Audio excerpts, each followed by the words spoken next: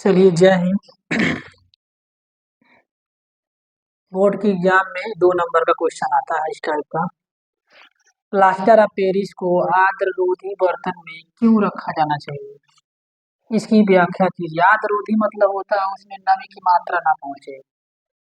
अब क्यों रखा जाना चाहिए ये हमें पता होना चाहिए। तो देखिए, आगे प्लास्टर ऑफ पेरिस को आर्द्ररोधी बर्तन में रखा जाता है क्योंकि यह आर्द्रता, नमी और जल के संपर्क में आकर बड़ी तीव्रता से जिप्सम में बदल जाता है। जिप्सम मतलब होता है कठोर पदार्थ।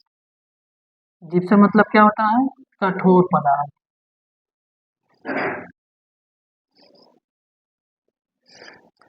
बदल जाता है, जो एक बहुत कठोर ही पदार्थ बनता है। फिर से समझ लीजिए, प्लास्टर ऑफ पेरिस को आर्द्ररोधी बर्तन में रखा जाता है क्योंकि यह आर्द्रता, नमी, जल के संपर्क में आकर के बड़ी तीव्रता से जिप्सम में बदल जाता है, जो कि एक बहुत ही कठोर पदार्थ है। जैसे सीमेंट होता है, अगर सीमेंट को पानी में या नमी में या आर्द्रता संपर्क में जब आ जाता है बोरे में, तो आप देखे होंगे सीमेंट पूरा बोरे के अंदर ही क्या हो जाता है? कठोर पदार्थ बन जाता है। तो वही जिप्सम होता है। इसका देखिए रिएक्शन क्या है, समीकरण क्या है? CaSO4 into half H2O plus 1/2 arrow CaSO4 into H2O। मतलब ये देखिए CaSO4 और इंटू हाफ H2O क्या है? प्लास्टर ऑफ पेरिस है। इसको शॉर्ट फॉर्म में हम POP बोलते हैं। क्या बोलते हैं? POP बोलते हैं शॉर्ट फॉर्म में। ठीक है, जल मिलाने के बाद क्या हुआ देखिए, जिप्सम और जल मतलब जिप्सम में बदल जाता है। कहने का मतलब जब ये आर्द्र के संपर्क में आता है, प्लास्टर ऑफ पेरिस, आर्द्र मतलब जल, जल है ना, इसके संपर्क में जब आया तो जिप्सम में बदल गया, एक कठोर पदार्थ में बदल गया। समझ गए? अब इसी तरह आगे देखिए, उदासीनीकरण अभिक्रिया पर संक्षिप्त टिप्पणी लिखिए। एग्जाम में ऐसे ही क्वेश्चन पूछ देगा, कई तरह से क्वेश्चन पूछेगा, आंसर आपका यही रहेगा। अम्ल एवं क्षार की अभिक्रिया के परिणाम स्वरूप जल तथा लवण प्राप्त होते हों, उसे हम क्या बोलते हैं? उदासीनीकरण अभिक्रिया बोलते हैं। समझेंगे कैसे? NaOH कास्टिक सोडा है, इसको हम क्षार बोलते हैं। क्या बोलते हैं? उसके बाद Cl है, ये अम्ल है, एसिड है। एरो, अब देखिए जब अभिक्रिया दोनों कराया गया तो क्या हुआ, यहाँ पे लवण अलग और जल अलग। हम देखे यहाँ लिखे हैं अम्ल एवं क्षार की अभिक्रिया से, तो अम्ल और क्षार, अम्ल और क्षार दोनों की अभिक्रिया कराया गया तो ठीक है, लवण तथा जल प्राप्त हुआ। लवण ये है और जल ये है, लवण तथा जल प्राप्त हुए ना, उसी को हम क्या बोलेंगे? उदासीनीकरण अभिक्रिया। समझ में आया? सिंपल तरीका समझ लीजिए, अगर अम्ल और क्षार दोनों हम क्या करेंगे? अभिक्रिया कराएंगे तो लवण और जल के साथ क्या होगा? प्राप्त होगा। समझ गए? लवण मतलब होता है साल्ट, ठीक, NaCl, साल्ट मतलब नमक। समझ में आया? अगर रिएक्शन में मिलाएंगे तो भी मिल जाएगा। अगर NaOH मिलाए, HCl मिलाए तो इसी में मिल जाएगा। देखिए Na है ना, Cl देखिए, Cl मिल गया तो NaCl बन गया, नमक साल्ट हो गया। अब देखिएगा H डबल है ना, HH, तो H2 बन जाएगा और O, जल निकल जाएगा। समझ गए नहीं? समझ गए? यही होता है उदासीनीकरण अभिक्रिया। समझ में आया? नोट कर लीजिए, इसको तैयार कर लीजिए आप लोग अच्छे से।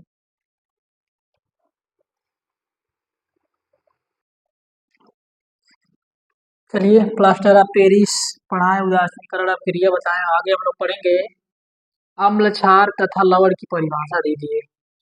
या में पूरा ये लॉन्ग में आता है, 3 से 4 नंबर का लॉन्ग में ही आता है ये क्वेश्चन।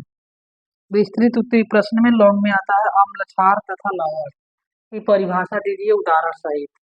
तो पहले हम लोग पढ़ेंगे अम्ल एसिड के बारे में पढ़ेंगे। है क्या? वे पदार्थ हैं जलीय विलयन में हाइड्रोजन आयन देते हो। क्या देते हो? हाइड्रोजन आयन देते हैं, उसे हम अम्ल एसिड कहते हैं। अब इसका क्या है? एग्जाम्पल है HCl, HCl को आगे तोड़ा गया है तो H धनायन में और प्लस Cl ऋणायन में बदल गया है, यानी अम्ल ही है ये। यानी ये हाइड्रोजन और Cl ऋणायन, हाइड्रोजन धनायन और Cl ऋणायन दोनों मिले तो HCl बनते हैं, यानी अम्ल बनते हैं। तो लिखा गया है वे पदार्थ जलीय विलयन में हाइड्रोजन आयन देते हैं, उसे हम अम्ल बोलते हैं। इसका रिएक्शन ये है, आप लोग तैयार कर लेंगे पूरा इसको एग्जाम्पल में। इसके नीचे आपको ये लिखना पड़ेगा HCl उत्क्रमणीय, H धनायन प्लस Cl ऋणायन। क्षार समझिए क्या होता है? वे यौगिक या वे कंपाउंड जो जली विलयन में हाइड्रॉक्सिल आयन OH देते हैं, हाइड्रॉक्सिल आयन के अतिरिक्त उसके अलावा कोई अन्य ऋणायन नहीं देते हैं, उसे हम क्षार कहते हैं, उसे क्षार कहते हैं। यहाँ पे याद रखेंगे कि वे यौगिक जो जली विलयन में हाइड्रॉक्सिल आयन, यानी ये याद करेंगे हाइड्रॉक्सिल आयन देते हैं, इसमें हाइड्रोजन आयन देते हैं, इसमें हाइड्रॉक्सिल आयन देते हैं, उसे हम हाइड्रॉक्सिल आयन के अतिरिक्त इसके अलावा कोई अन्य ऋणायन नहीं देते हैं, उसे हम क्षार कहते हैं। अब एग्जाम्पल में NaOH कास्टिक सोडा उत्क्रमणीय Na प्लस OH ऋणायन, इसके अलावा अन्य ऋणायन के अलावा कोई अन्य ऋणायन नहीं देंगे। या अम्ल का डिफिनेशन ऐसे ही बोल सकते हैं, वे पदार्थ जली विलयन में हाइड्रोजन धनायन देते हैं, उसे हम अम्ल बोलते हैं। क्षार वे यौगिक या कंपाउंड जो जली विलयन में हाइड्रॉक्सिल या ऋणायन देते हैं, उसे हम क्षार कहते हैं। NaOH उत्क्रमणीय Na प्लस OH ऋणायन, लवण जानेंगे, साल्ट जानेंगे है क्या। वे पदार्थ जिनके जली विलयन में हाइड्रोजन धनायन अतिरिक्त कोई अन्य धनायन तथा हाइड्रॉक्सिल आयन OH के अतिरिक्त कोई अन्य ऋणायन हो। कहने का मतलब ये है, वे पदार्थ जो जली विलयन में हाइड्रोजन धनायन के साथ साथ अन्य धनायन भी देते हो और हाइड्रॉक्सिल आयन के साथ अन्य क्या देते हो, ऋणायन देते हो, उसे हम लवण कहते हैं, साल्ट बोलते हैं। जैसे यहाँ पे है जिंक सल्फेट ZnSO4 उत्क्रमणीय Zn धनायन धनायन प्लस SO4 ऋणायन ऋणायन, इस तरह का ये इसका एग्जाम्पल है, तैयार कर लेंगे आप लोग। और ये इसका एग्जाम्पल है, एग्जाम्पल जरूर लिखेंगे क्योंकि इसी से नंबर आता है। ठीक है, चलिए फिर मिलते हैं आगे। और इसमें बहुत से लवण होंगे, जैसे NaCl को भी बोल सकते हैं, NaCl लवण है, NaCl हो गया, CaSO4 हो गया,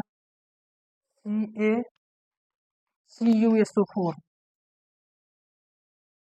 और क्या हो गया इसमें KNO3 और